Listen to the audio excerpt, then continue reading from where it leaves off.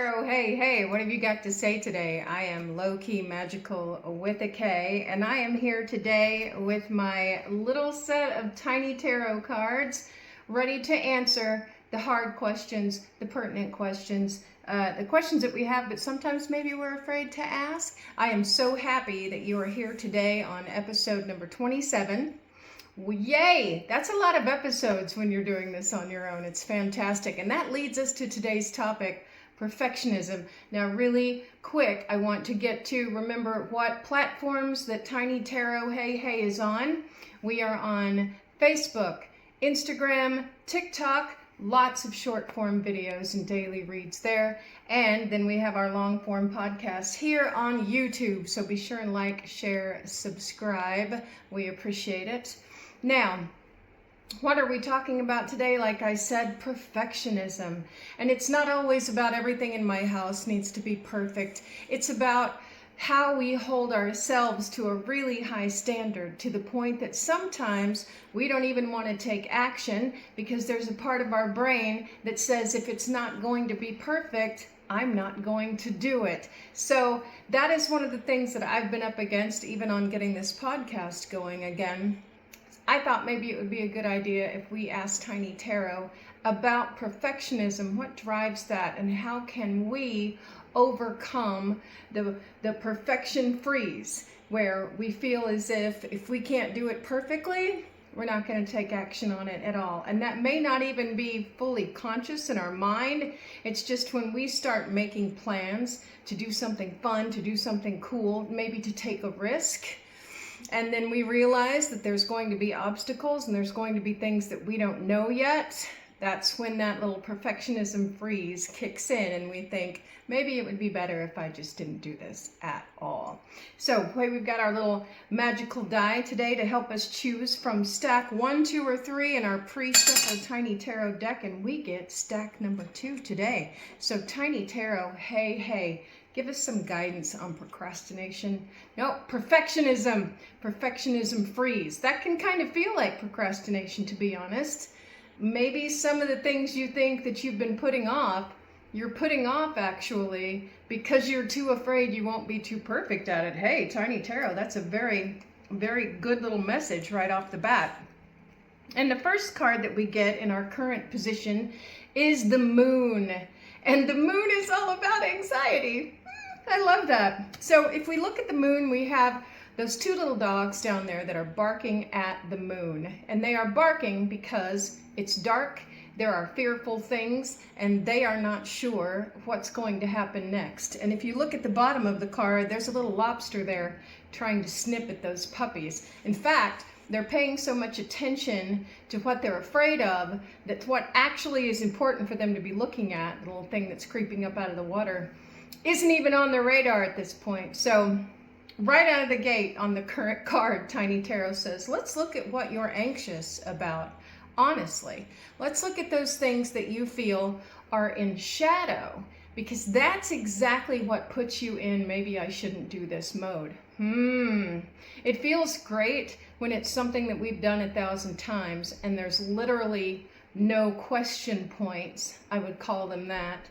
But when you have areas of a new project or a risk that you're taking that are in shadow for you, these are maybe new skills that you're taking on or obstacles that you haven't seen before, it can cause you to take that step back. And in that step back, you can choose inaction. That's one of the things that you can choose. And then you don't move forward.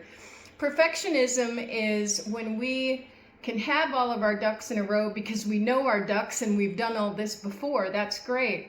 But if you are in an area of your life that's new to you, and we all are, I mean, think about it. Today, you are now as old as you have been on this planet. So you have certain experiences in your life that have given you a sense of comfort because you've got this, you know how to drive a car, you know how to, maybe you know how to cook a turkey. That's not a problem for you on Thanksgiving anymore. But if you take on new projects, you are going to be back in that initial learning stage again, and that can be really difficult for some of us. Well, thank you, Tiny Tarot. Right out of the gate, we get the Moon in the current position. So If you are in a perfectionism freeze, let's look at what's making us anxious about this. Let's look at where you decide to take that stopping point and think about what was going through my mind when I said, no, maybe I'm going to do this later. No, maybe this is going to be too hard to me. No, for me. No, maybe I don't want to go back to school because everybody's going to be younger than me. No, maybe I don't want to take up a new hobby because I have a lot of hobbies already. Whatever it is, there's something in there that gave you some anxiety right out of the gate that caused you to do a lot of barking at the moon, as we say, internally, and that led you to not do anything at all. Perfectionism can do that to us. And especially if you grew up being good at a lot of things. If you were good in school and then you got out in real life and you realized that the world does not work like school does, you don't get gold stars for showing up the way that you did in school, that can be a little bit scary. The world is different for us, but we do not and we are not expected to be perfect at all of these new things that we may be taking on. So let's move to the crossing energy. Oh, and the crossing energy is the King of Cups. And that is about knowing your own heart. Well, he's a king, so he's been around. He's seen some things, and this word keeps coming up for us. He's sovereign. He has sovereignty. He gets to make his own choices, and the cup represents our heart, and we never want a wounded heart. So especially if you have been one to protect your heart and you feel like up to this point you've limited yourself a bit in doing things that you know you're already good at, because you do not want the hurt feelings of criticism or judgment, or even the pain of looking at your own work and saying that's not perfect enough for me to show to anyone. This crossing energy says the king already understands what is important to him, where his heart lies, and how to work with that emotion cup without spilling it all over himself and everyone else. So this is a level up, if you will. The crossing energy here, and what do we mean by crossing? We mean that obstacle that you may be coming up against that's a little bit difficult for you before you get to the next step. And it may be something that you didn't even think of. And that could be, look, I have built my life to be very comfortable for me. I know where I am. It's no longer a maze because I have gone into every corner and shown my light into every little spot. And if I do something new, if I take a chance, if I meet new people, I may not feel like the king anymore. Well, of course not. You've got to start from somewhere when you start something new. Don't be so worried about if I am not perfect all the time. If I do happen to spill this cup, it's going to make me look bad. It's going to make me feel bad. That crossing energy says, look, you've got this. And maybe you haven't done precisely what you're working on specifically, but you've had a lot of successes in your life. Go back and look at those successes and give yourself a little bit of oomph. And even the king, I mean, come on, the king looks perfect, but he has a lot of help. So this also says you're not alone in this. We have access to more information now than we have ever had. Chances are it's not even something. Here's one of the things that gets to me. When I take on a project like this, I feel like, oh, there's going to be expensive, more equipment. There's going to be different software that I need to use. I don't want to have to start from scratch. I've already kind of got my thing going. Why would I have to start from scratch? And the king says, hey, you know what? I've got advisors that do a lot of this for me. So look at where your assets already are. You may have much more going for you than you thought. You may have, like we do now, a computer, a Google that can answer practically every question for you. It's just about taking that step, taking that risk, and allowing yourself to be a little bit imperfect. That's completely okay. Let's look at our shadow energy now. Oh, and it's the Ace of Cups. Well, that's wonderful. That's a cup of overflowing love. That is the heart that we are always trying to protect. But this Ace of Cups said that's where the new stuff is. The new stuff is out where it feels a little bit risky. But of course, Of course, it is worth the reward. Look at that overflowing cup of love. Where you don't want to look, and the things that you're slightly afraid of doing, those risks that you want to take, that's where the good stuff is. That's where you find those good feelings of accomplishment. You know, they have found now that there's a part of your brain that develops when you do those more difficult things that you felt were too hard for you in the first place. And again, always take all of this with a grain of salt. I'm not saying like tomorrow I'm going to go rock climbing. I am not in a position to start rock climbing. But I can look at the things I love to do and admire other people that are doing it. And that gives me strength to stretch myself where I currently am. And taking those little risks of, like this, doing my podcast, putting myself out here, gives me those loving rewards. Even if it's not perfect, I cannot expect to have 1 million followers by tomorrow. I can't set such high expectations for myself that I am disappointed in myself every single day. No. But just by taking these little risks, I feel better about myself. What small risks have you been taking? What new things have you been exposing yourself to? What shadows have you been that you didn't see were there before? Have you been shining your light to? Because that's where these really big rewards come in. Wandering a maze that you have already perfected, that you've already mastered, does not give you any new skill. My grandmother said no one was ever on their deathbed and said, gosh, I wish I'd kept my house cleaner. Maybe you are great at keeping house now, but maybe there's more to life than that. And the shadow says the true, really overflowing rewards come in journeying through and finding those magical things that you have not achieved yet. And where do you find those? You find those in the shadows. I love that. Now our assisting energy comes up, and it is the Hierophant. Look at that. And the Hierophant looks a little bit like a religious leader or a pope, but basically I do think of the Hierophant as like a search engine.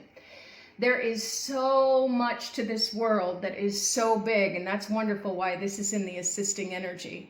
And you are not expected to know all of it. We have a search engine because the internet is so vast that there is no way that you alone as a person could sift through every single file to find exactly what you're looking for.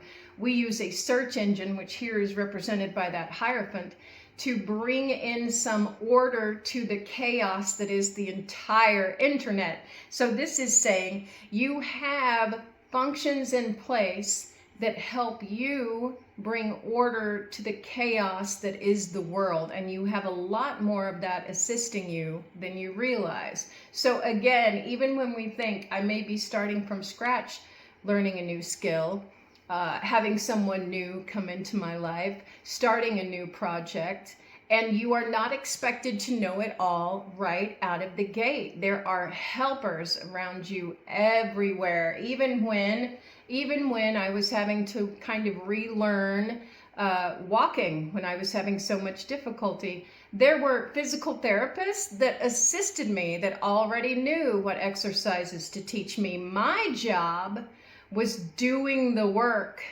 My job was, once I received the knowledge, acting with that knowledge.